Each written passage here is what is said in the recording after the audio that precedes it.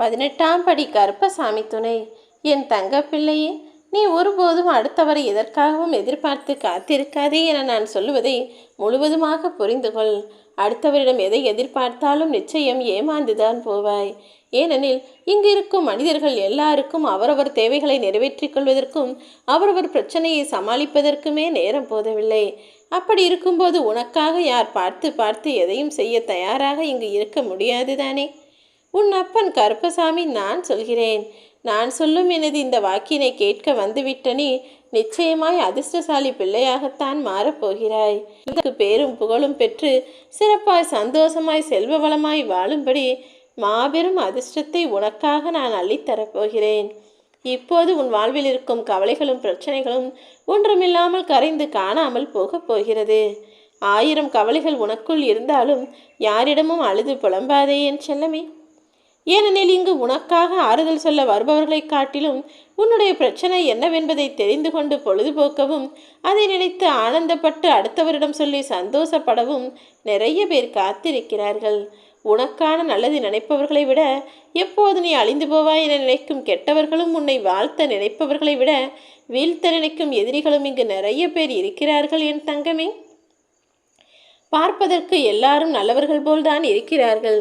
ஆனால் உனக்காக யார் யார் என்ன யோசிக்கிறார்கள், என்ன செய்கிறார்கள் என்பதை நான் மட்டும்தானே அறிவேன். உன்னை காப்பாற்றும் கடவுளாக இருக்கும் இந்த கருப்பசாமி உன்னை சுற்றி நடக்கும் அனைத்தையும் பார்த்து கொண்டும் அதற்கான விஷயங்களையெல்லாம் செய்து கொண்டும் தான் இருக்கிறேன்.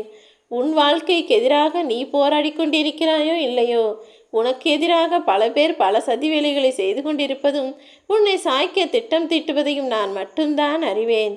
நீ கவலை கொள்ளாதே. முதலில் உன்னின் மிகப்பெரிய எதிரியாக உனக்குள்ளேயே இருக்கக்கூடிய ஆணவத்தையும் கோபத்தையும் அழித்து தூக்கி போடு. வாழ்ந்து கெட்ட மனிதர்கள் தான் நன்றாக வாழ்ந்த பழைய காலத்தை நினைக்கக்கூடாது. கஷ்டப்பட்டு இப்போது நல்ல நிலைமைக்கு வர துடிக்கும் மனிதர்கள், முயற்சி செய்து முன்னேற்றத்தை பெற்ற மனிதர்கள், புது வாழ்வு வந்த பிறகு வசதி வாய்ப்புகள் பெருகிய பிறகு தான் கஷ்டப்பட்ட பழைய வாழ்க்கையை மறந்து போகவும் கூடாது. ஏனெனில் கஷ்டப்பட்ட காலம் ஞாபகத்தில் இருந்தால்தான் மீண்டும் ஒருமுறை அந்த வாழ்க்கையை வாழ்ந்துவிடக்கூடாது என்ற எண்ணம் உனக்குள் இருக்கும்.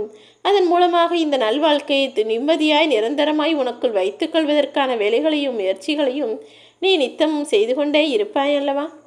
அதே போல நன்றாய் வாழ்ந்து இப்போது கஷ்டப்படக்கூடிய மனிதர்கள் நான் அப்படி வாழ்ந்தேன் இப்படி வாழ்ந்தேன் என நினைத்து கொண்டே இருந்தால் வருத்தமும் வேதனையும் மட்டும்தான் மிஞ்சுமே தவிர இங்கு உனக்காக யாரும் வந்து எதையும் சரி செய்து தர மாட்டார்கள். உன் வாழ்வில் உனக்கான விஷயங்களை நீதான் மாற்றிக்கொள்ள வேண்டும். உனக்கான விஷயங்கள் மாற வேண்டுமானால் முதலில் உன் மனதளவில் நீ மாற வேண்டும் என் செல்லமே. எப்போதுமே எதை செய்யலாம் எதை வேண்டும் என முடிவு செய்வதற்கு பதிலாக எதை செய்யக்கூடாது எது வேண்டாம் என்ற முடிவெடுப்பதில் நீ தெளிவான ஆளாக இருக்க வேண்டும். எது வேண்டாம் என வேண்டாத விஷயங்களை ஒதுக்கி வைக்கிறாயோ அப்போதே உனக்கானது எது சரியானது என்பதில் நீ தெளிவு பெற்று விடுவாய். அதற்கு பின் உன் வாழ்விலும் நிம்மதியாய் நீ வாழலாம் என் செல்லமே.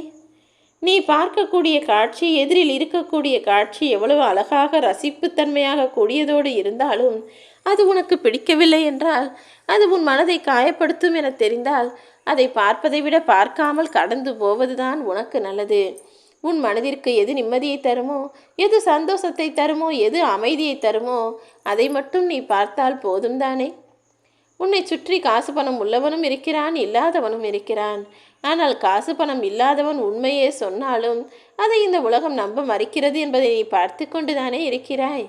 இல்லாதவன் சொல்லும் உண்மையை காட்டிலும் காசு பணம் வசதியோடு இருப்பவன் பொய் சொன்னால் கூட அதை நம்பி அவனுக்கு மதிப்பு மரியாதையும் கொடுக்கக்கூடிய மனிதர்கள் இங்கு நிறைய பேர் இருக்கிறார்கள் என்பதை புரிந்து அதற்கேற்றாற்போல நடந்து கொள்.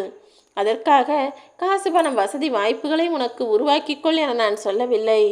உண்மை எப்போது எவ்விடத்தில் பேச வேண்டும், பொய்க்கு மதிப்பு எங்கே இருக்கிறது, உண்மை எந்த இடத்தில் வைக்கப்படுகிறது என அனைத்தையும் தெரிந்து கொண்டு இடத்திற்கேற்றாற்போல தெளிவான சிந்தனையோடு திறமையாய் பேசக்கூடிய ஆளாக மாறச் சொல்கிறேன்.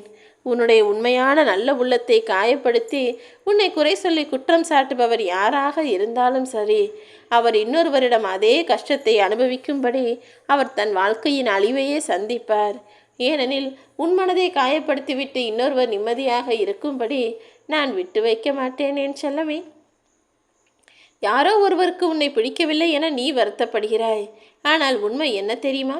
அவருக்கு உன்னிடம் எந்த தேவையும் இல்லை. அவர் நினைத்த காரியத்தை உன்னால் நடத்தி வைக்கவும் முடியாது. அவருக்கு உதவி செய்யக்கூடிய நிலைமையில் நீ இல்லை என்பதால் தான் அவருக்கு இப்போதெல்லாம் உன்னை பிடிக்கவில்லை. காலாகாலத்திற்கும் உனக்கு துணையாய் வரப்போவது உன் நிழல் மட்டும்தான். இந்த கருப்பசாமி நானே உனக்கு நிழலாய் இருந்து உன்னை பின்பற்றி பாதுகாத்து உனக்கான நல்லது எல்லாவற்றையும் செய்து முடிப்பேன்.